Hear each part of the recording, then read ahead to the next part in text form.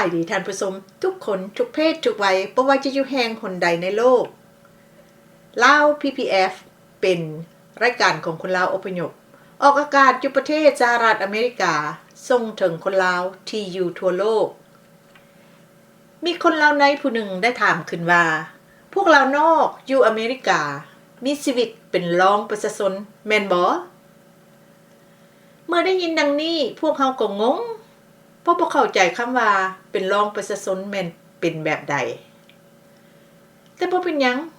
ขอตอบคำถามเป็นดังนี้ประเทศสหรัฐอเมริกาที่รับเอาคนลาวอพยพถึงบ่ได้เป็นพี่น้องวงศาคณาญาติแต่เพิ่นก็มีเมตตามนุษย์ชาตินำกันทั้งใจกว้างเปิดประตูให้ทุกอย่างและยังนับเอาเป็นประชาชนเพิ่นอีกพวกเฮาจึงปรับโตได้กลมกลืนดีฮอดยามเฮ็ดอันใดพวกเฮาก็ร่วมไม้ร่วมมือตัวอย่างฮอดยามบุญก็ไปร่วมเบิงร่วมสมมีบางเทื่อก็ร่วมแสดงนำอีกถ้าอยากลงแข่งก็จดซื้อเข้าแข่งมีหลายคนก็ได้รางวัลหรือติดอันดับมาแล้วฮอดยามเลือกตั้งก็ไปป้อนบัตรลงคะแนนเสียงดังนี้เป็นต้นถ้าสิ่งที่เว้ามานี่แปลว่าเป็นรองประชาชนก็ให้ฮู้ว่าพวกเขาแม่นดีใจเป็นบ่ฮู้ว่านี่แม่นตอบถูกหรือบ่ถ้าคำตอบบ่ถูกใจผู้ถามก็ขอโทษเพราะนี่เป็นความจริงข้าพเจ้าสีใบสนทนีโฆษกขอเชิญทุกคนเข้าสู่รายการ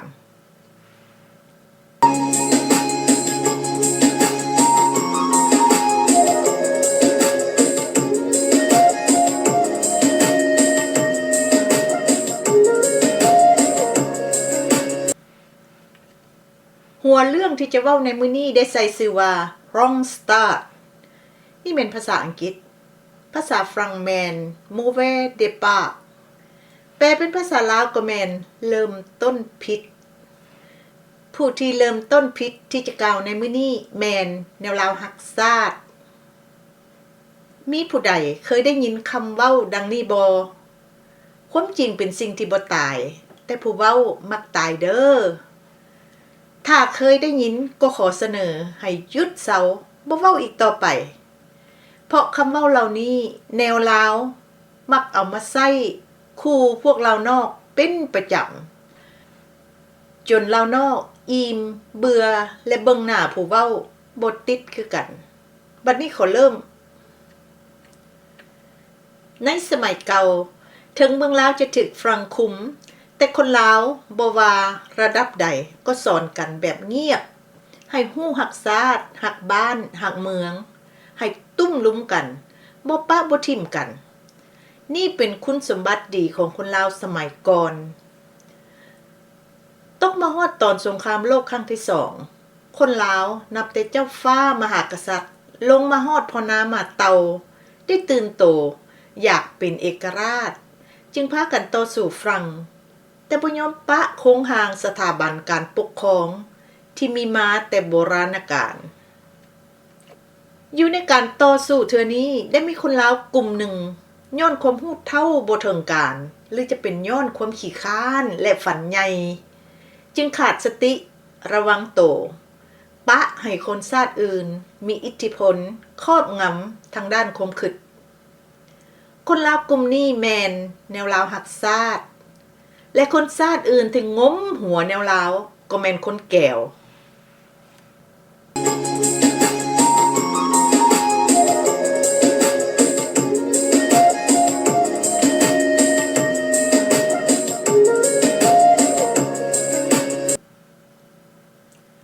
ทำอิฐมาซอกฮู้ว่าแนวลาวเป็นคนแบบใด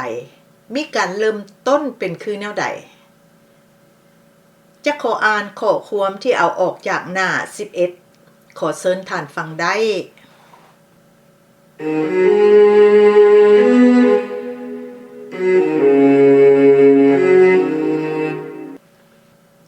ย้อนทหารจีนเจียงไคเซ็กร่วมมือกับทหารฝรั่ง ทหารฝรั่งจึงเข้ามายึดของลาวเฮาเทื่อที่2นี้ได้บวกกับการช่วยเหลือของอังกฤษกำลังแห้งของฝรั่งจึงเหมือนกับตัวเสือมีปีกมีหางรัฐบาลลาวอิสระของพวกเฮาจึงแตกสลุผุพายส่วนใหญ่โตนไปเมืองไทยเพื่อลี้ภัยทางการเมืองทั้งหมดนั่นเป็นย้อนเจ้าชีวิตศรีสว่างวงศ์คนเดียวที่เป็นหญ้าคากลางแก้วงาได้สุกกินงานั่นโดยบ่คิดถึงประชาราษฎรได้ดึงเอาพันเอกอิมแฟมเข้ามามีอำนาจทางทหารอยู่ลาวอีกเฮ็ดแนวใดเมื่อเล็กหลายกว่าทานเมื่อน้ำนองฟองแหงจำเป็นพวกเฮาก็ต้องลบหลีกเอาตัวรอดซะก่อนเพื่อทำการต่อสู้ยาวนานเพื่อกอบกู้เอาประเทศชาติบ้านเมืองของเฮาออกจากมือของพวกหุกหาญมาให้ประชาชนลาวจนได้เป็นเอกราชอิสรภาพอำนาจอธิปไตยพื้นแผ่นดินอันครบถ้วนอย่างแท้จริง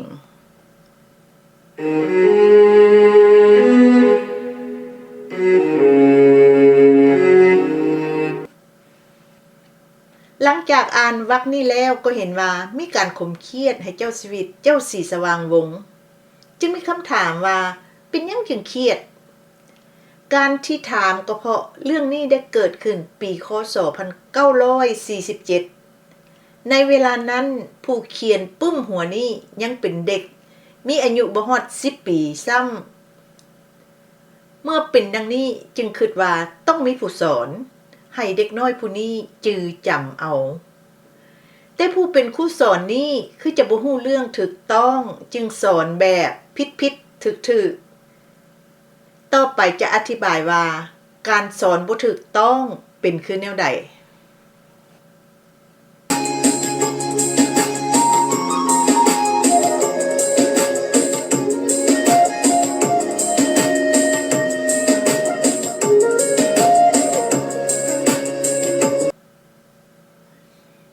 ก่อนอื่นก็ขอลืมคืนน้อยหนึ่งสำหรับผู้บ่ฮู้ประวัติศาสตร์ลาวในสมัยนั้นดินลาวเขตใต้เป็นเขตโคโลนีแปลว่าเป็นหัวเมืองขึ้นของฝรั่งส่วนดินลาวเขตเหนือเป็นเขตโปรเทคโตราแปลว่าเป็นหัวเมืองอารักขาในตอนหนึ่งเจ้าเพชรราชได้ประกาศการโฮมลาวเหนือลาวใต้เจ้าศรีสว่างวงศ์บ่ทรงเห็นดีนำจึงเกิดมีการเข้าใจกันผิดขึ้นคนลาวจำนวนหนึ่งได้คิดว่าเจ้าศรีสว่างวงศ์บ่อยากโฮมลาวเหนือลาวใต้บ่อยากเป็นเอกราชเพราะมักเป็นขี้ข้าฝรั่งเมื่อเข้าใจดังนี้คนลาวกลุ่มนี้จึงตั้งขบวนการอันหนึ่งขึ้นเอิ้นชื่อว่าลาวอิสระ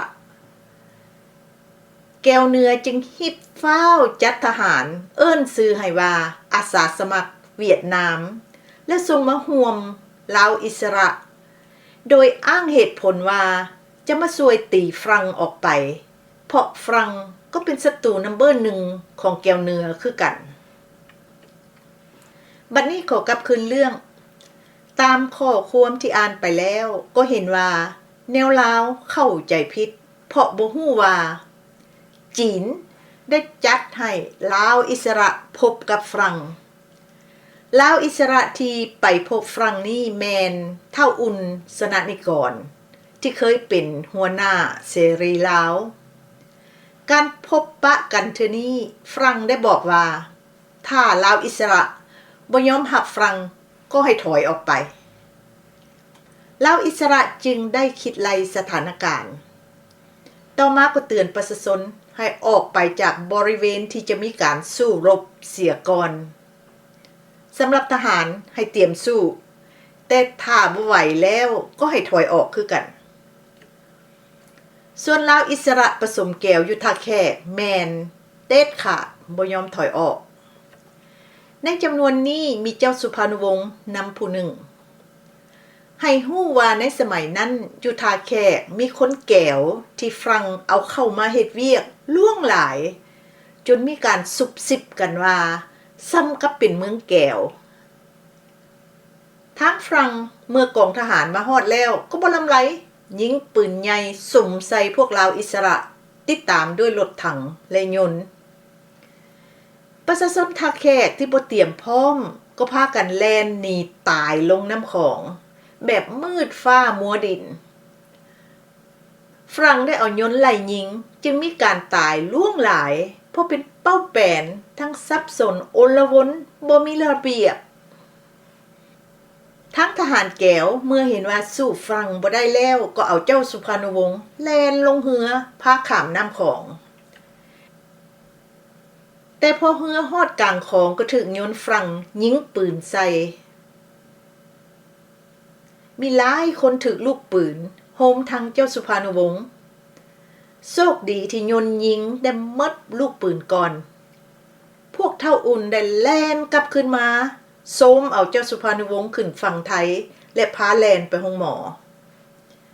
ถ้าผู้ใดคิดว่าเรื่องที่เล่ามานี้บ่เป็นความจริง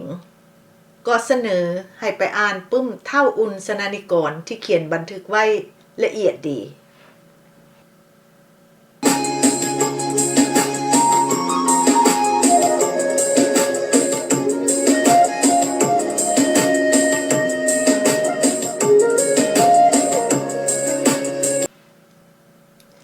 ซึกฝรั่งตีท่าแขกเทื่อนี้แก้วเหนือเครียดหลายแต่บ่ยอมรับว่าตัวเองก็มีส่วนผิดคือเลือกเอาวิธีต่อสู้แบบเอาหัวส้นฝาถ้าฝาบลุหัวก็แตกเวลาหัวแตกแล้วก็ติแต่คนอื่นนี่เป็นนิสัยแก้วที่เอามาสอนให้แนวลาวจื้อเอาแบบนอกนี้แล้วแก้วก็สอนว่าเจ้าชีวิตเจ้าสิสว่างวงศ์บ่ฮักประชาชนจึงเอาฝรั่งกลับคืนเข้าลาวมื้อนี้จึงเห็นดีมาฮู้ความจริงที่ถูกต้องทำอิฐให้ฮู้ว่าก่อนฝรั่งจะได้กลับคืนเข้าลาวก็มีการเจรจาระหว่างพันเอกอิมแฟมและเจ้าชีวิตเจ้าสีสว่างวงศ์แล้วก็มีการตกลงกันเป็นคือดังนี้ 1. ฝรั่งจะปกป้องลาวให้พ้นจากภัยทั้งปวง 2. ฝรั่งตกลงให้เอาลาวใต้โฮมเข้ากับลาวเหนือ 3. ฝรั่งตกลงให้เจรจาเรื่องเอกราชลาวได้เมื่อฝรั่งกลับคืนเข้าลาวแล้วพวกเพื่อนบ้านของลาวอันมีจีนแก้วและไทยที่หวังจะเงือบกินลาวก็ได้หดตัวลงเมืองลาวจึงมีความสงบคืนอีกเทื่อหนึ่งลาวเหนือลาวใต้ได้โฮมกันแล้วก็มีการเจรจาเอาเอกราชลาวสรุปแล้วก็พอเว้าได้ว่าเมืองลาวไปได้ดีเพราะได้หมดทุกอย่างที่เคยปรารถนาอยากได้สำคัญสุดแม่นประชาชนลาวบ่ได้เลือดตกอย่างออกเพราะทุกอย่างแม่นได้มาย้อนการเจรจาของเจ้าชีวิตจึงอยากให้คนลาวทุกคนฮู้ความจริงอันนี้การฮู้ประวัติศาสตร์ลาวควรฮู้แบบเต็มบ่แม่นฮู้แต่เพียงส่วนใดส่วนหนึ่งหรือฮู้แบบผิดๆถูกๆ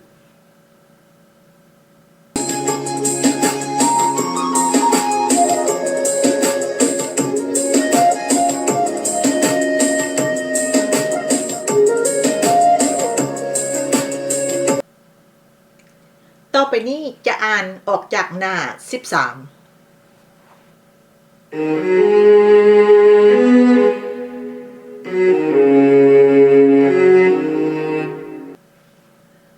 รัฐบาลลาวอิสระที่โตนไปอาศัยอยู่ประเทศไทยนั้นได้แตกคอแยกออกจากกันแล้ว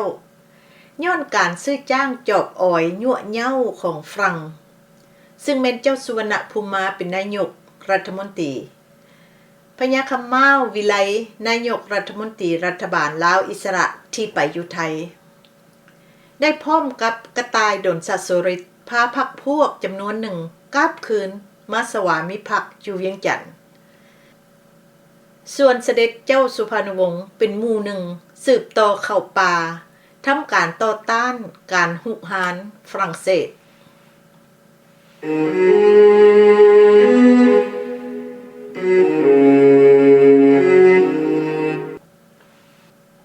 มาฮอดตอนนี้ก็เห็นว่าแนวลาวยังเข้าใจแบบผิดถึกขออธิบายให้ฮู้ว่ารัฐบาลลาวอิสระตัดสินใจกลับคืนเมืองลาวก็มี2เหตุผลคือ 1. ถูกรัฐบาลไทยหนีบบ่ให้เคลื่อนไหว 2. องค์มงกุฎเจ้าสิสว่างวัฒนาเจรจากับฝรั่งได้สำเร็จผลฝรั่งมักวิธีการแก้ปัญหาขององค์มงกุฎที่อ่อนนวลแบบลาวๆคือมักแต่ความสงบและความถูกต้องปองดองแต่ในเวลาเดียวกันก็เสียบขาดและมีเกียรติศักดิ์ศรีให้แก่ทุกฝ่ายย้อนดังนี้ฝรั่งจึงตกลงรับเอาลาวอิสระแบบบ่มีเงินไขและซวยจ่ายค่าคนย้ายให้อีกทางลาวอิสระก็ยินดีกลับคืนบ่มีการซื้อจ้างจอบอ้อยอันใดทั้งฝรั่งและลาวอิสระมีความเคารพนับถือให้กันและกันต่างฝ่ายก็เอาเกียรติตัวเองเป็นประกันย้อนฝรั่งเห็นว่าคนลาวเป็นคนมีสัจจะวาจาและถือเกียรติ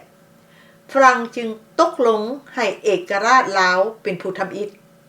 และยังให้ทุนแก่เมืองลาวเป็นจำนวนมหาศาลเพื่อสร้างบ้านแปลงเมืองคืนคือเก่าเสนอให้กลับไปฟังลาว PPF ตอน2ที่เว้าเรื่องนี้ละเอียดดีเมื่อแก้วเหนือโฮจิมินห์เห็นฝรั่งเฮ็ดดีกับลาวดังนี้ก็เครียดมหาเครียดจึงสาบานว่าต้องได้ทำลายเจ้าชีวิตลาวบ่ให้มีอีกต่อไป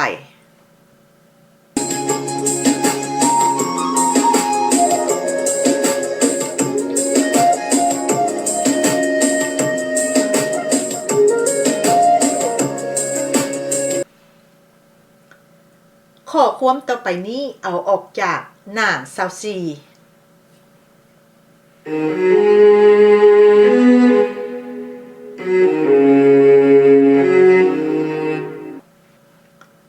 ผ่านการเผยแพร่สภาพการจึงรู้เหตุผลที่ทหารฝรั่งโยกยานเฉพาะในเวลานั้นคือกลางปี 1950 พวกล่าเมืองขึ้นฝรั่งได้ประสานมือกับจักรพรรดิอเมริกาเต้าโฮมกำลังย่างลวงหลายเพื่อจะยึดเอาแขวงทางภาคเหนือคือแขวงฟงสลีแขวงหัวพันและแขวงเสียงขวงซึ่งเป็นเขตติดต่อกับสนามรบภาคเหนือเวียดนามทางการเมืองพวกมันได้ไส้ซากเอกราชอันจอมปลอมเพื่อตัวยั่วหลอกลวงประชาชนลาว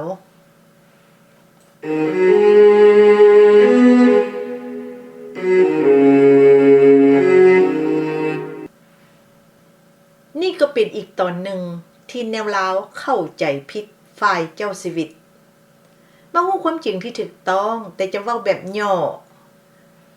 ให้ฮู้ว่า3แขวงของลาวคือแขวงฟงสลีแขวงหัวพันและแขวงเสียงขวงแม่นแก้วเหนือทรงเวียดมินเข้ามาตีเอาแต่ยกให้เป็นผลงานของแนวลาวการที่แก้วเหนือมาตีเอาดินลาวก็เพราะแก้วเหนือเฮ็ดซึกตีฝรั่งแบบกองโจรในตอนนั้นแก้วเหนือตกอยู่ท่าเสียเปรียบฝรั่งจำเป็นต้องได้ใส่ดินลาวเป็นบอนลี่ซอนตัวการที่เฮ็ดดังนี้ก็เพราะฮู้ว่าฝรั่งจะบ่เข้าตีแก้วในดินลาวตกฮอดท้ายปีคศ 1950 สภาพการของโลกได้เปลี่ยนแปลงคือจีนได้ตกเป็นของคอมมิวนิสต์เพราะมีโซเวียตช่วยโฮจิมินห์เห็นเป็นโอกาสจึงฟ้าวหม่นใส่โซเวียตและขันอาสาจะเอาลาวและเขมรใส่พานคำถวยให้อีกย้อนดังนี้จีนและโซเวียตจึงส่งอาวุธส่งครูสอนมาฝึกแอบพวกเวียดมินเพื่อให้ตีฝรั่งออกไปจากอินโดจีนอเมริกาเห็นดังนั้นก็จำเป็นได้เข้าซวยฝรั่งแล้วก็เป็นดังที่ทุกคนฮู้ศึกอินโดจีนระหว่างแก้วเหนือและอเมริกาก็ได้เริ่มขึ้น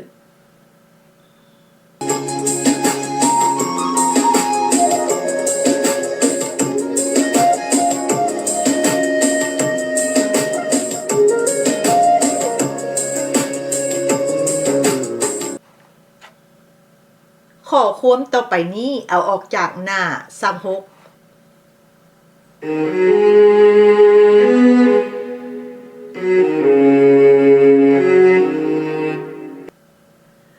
พอตกมาต้นปี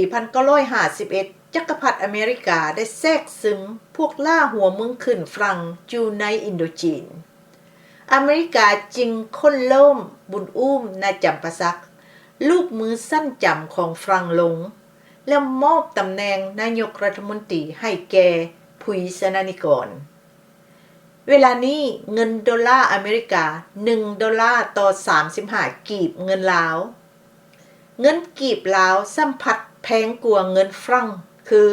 1กีบเงินลาวเท่ากับ12ฝรั่งมาฮอดวันที่23ธันวาฝรั่งสัมผัสปัดเคียนายกภุยสนานิกรลงเอาเจ้าสุวรรณภูมาขึ้นเป็นนายกแทนความขัดแย้งของฝรั่งกับอเมริกาจึงเหมือนสองกลพวมงัดข้อศอกกันเพื่อความอยู่รอดของคนที่เข้มแข็งกว่า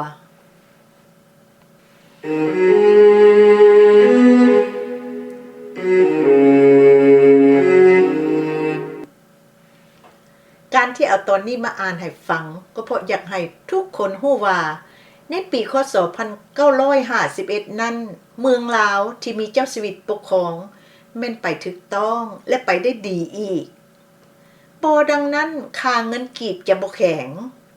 ขอย้ำคืนอีกบาทหนึ่ง1ดอลลาร์แตกได้35กีบ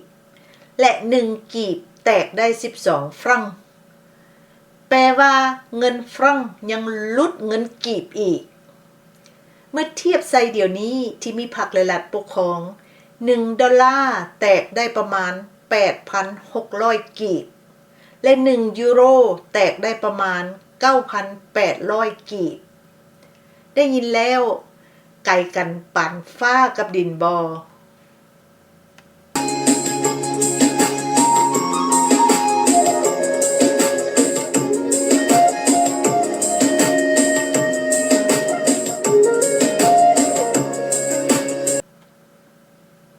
มาฮอดตอนนี้ข้าพเจ้าก็ได้สัญญาณเตือนให้ฮู้ว่าเวลาของรายการมื้อนี้กำลังจะหมดแล้วจึงขอเล็งมีผู้ใดอยากฮู้ชื่อผู้เขียนข้อความในปึ้งที่ได้อ่านให้ฟังในมื้อนี้บ่นักเขียนผู้นี้เป็นแนวลาวระดับพรรคและรัฐแต่เป็นเพศหญิงมีชื่อว่าทองวินพรหมวิหารย้อนปึ้มหัวนี้จึงฮู้ว่าแก้วเหนือโฮจิมินห์ได้เฮ็ดทุกวิธีเพื่อกลืนกินเมืองลาวขออ่านข้อความเอาออกจากหน้า17คือ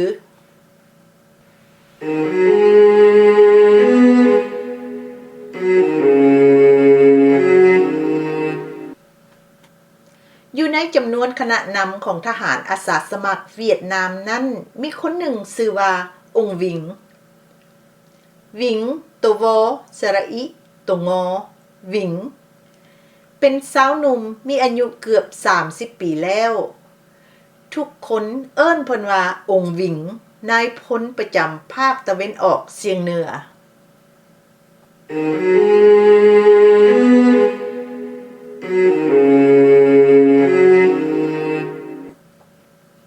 ถ้าผู้ใดบ่ฮู้องค์วิงผู้นี้มีชื่อลาวว่าไก่สอนพรหมวิหารบัดนี้มาฮู้ว่าแก้วเหนือวางแผนเอาลาวเป็นคือแนวใดข้อความต่อไปนี้เอาออกจากหน้า47ผู้ที่4จึงปรากฏตัวคือท่านเลซุยเรื่องคนเวียดนามที่ท่านโฮจิมินห์ส่งไปเป็นที่ปรึกษารัฐบาลลาวอิสระท่านเลซุยเรื่องจึงเล่าคืนและยั่งยืนความจริงที่เกิดทั้งหมดสู่นางฟังว่าเฮาก็บ่ได้ปฏิเสธว่าท่านไก่สอนบ่เคยมีคนหักมาก่อนสมัยอยู่เวียดนามท่านไก่สอนเป็นเจ็บจึงไปนอนพักตัวรักษาพยาธิปอดอยู่เฮือนเฒ่าไข่กาเฒ่าไข่กามีหลานสาวคนหนึ่ง เอาใจใส่บัวระบัดทานไก่สอนอย่างใกล้ชิดจนกลายเป็นความหักแล้วก็มั่นหมายกันว่าจะเอากันแท้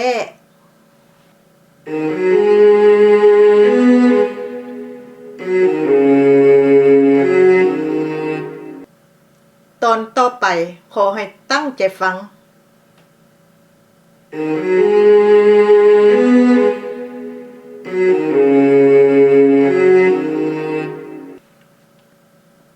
แต่เพื่อประเทศชาติและการปฏิวัติลาวจะต้องก้าวเดินไปถึงจุดหมายปลายทางแห่งไสสนะ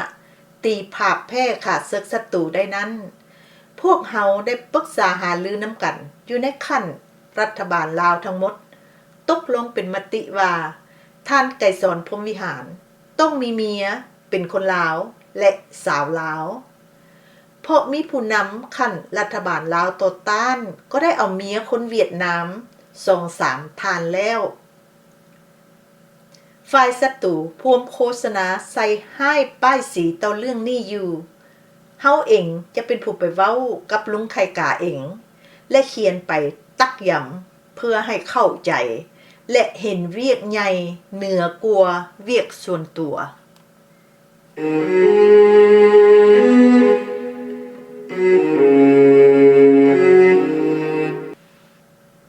เอาเป็นว่ามื้อนี้จะได้หยุดอ่านปึ้มหัวนี้เพราะทุกอย่างแจ้งข่าวแล้วว่าแก้วเหนือได้สอนความบ่จริงให้แนวลาวตั้งแต่เริ่มต้นพุ่นทำอิฐแม่นสอนให้เครียดแค้นเจ้าชีวิตต่อมาก็สอนให้สังแล้วก็สอนให้ฆ่าเจ้าชีวิตและฆ่าคนลาวที่อยู่นำเจ้าชีวิตย้อนแนวลาวได้เริ่มต้นพิษดังนี้ทุกสิ่งอย่างต่อมาก็พิษไปเรื่อยๆจนฮอดทุกมื้อนี้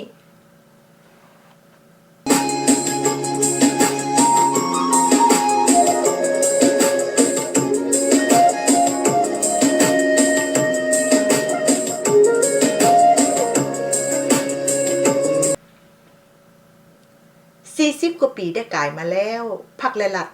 บ่ได้ช่วยพวกเรานอกเท่าขาหินขาปวก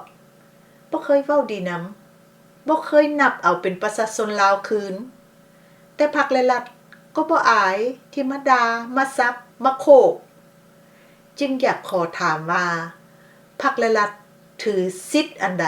จึงเฮ็ดแบบนี้ให้พวกเรานอกมีคำพังเผยภาษาอังกฤษอันหนึ่งว่าWell begun is half done ภาษาฝรั่งแมน Bien commencé est à moitié fait แปลเป็นภาษาลาวแมนถ้าการเริ่มต้นถูกต้องก็ถือว่าได้สำเร็จผลไปแล้วครึ่งหนึ่งให้ฮู้ว่าถึงพรรคและรัฐเฮ็ดทุกวิธีทำลายพวกเรานอกแต่พวกเรานอกก็สามารถ thrive นี่เป็นภาษาอังกฤษภาษาฝรั่งแมน prospere แปลว่าเจริญงอกงามเท่าเทียมนานาชาติได้นี่แสดงให้เห็นว่าอยู่ในโลกหน่วยนี้ก็มีบาปมีบุญมีสิ่งศักดิ์สิทธิ์ก่อนจากกันก็ให้ทุกคนรู้ว่าพวกเรานอกถึงจะมีความคิดสังพรรคและรัฐอยู่ในใจแต่พวกเขาก็บ่มีผู้ใดอยากเห็นพรรคและรัฐเสียท่าให้แก้วบ่มีผู้ใดอยากเห็นพรรคและรัฐตกเป็นเหยื่อของแก้วและบ่มีผู้ใดอยากเห็นเมืองลาวกลายเป็นแขวงหนึ่งของเมืองแก้วถ้าพรรคและรัฐเห็นว่าการมาปกครองเมืองลาวลำบากหลายและบ่ฮู้ทางออกก็ให้เดมือมาใส่ลาวนอกพวกเรานอกยังมีสติดียังมีเลือดเป็นลาวเต็มเปี่ยมอยู่ถ้าแนมแต่ให้พรรคและรัฐมีความจริงใจและถือเกียรติ40 กว่าปีกลายมาแล้วพรรคและรัฐพอฮู้แล้วว่าความเครียดความสังและการคิดทำลายคนลาวอพยพแม้นเกิดจากการขาดการศึกษา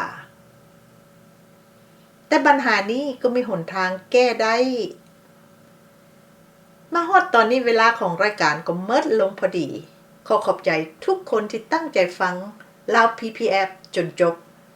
พบกันใหม่ในตอนต่อไปข้าพเจ้าสีใบสนทนี โคศกขออำลาท่านผู้ชมทุกคนทุกเพศทุกวัย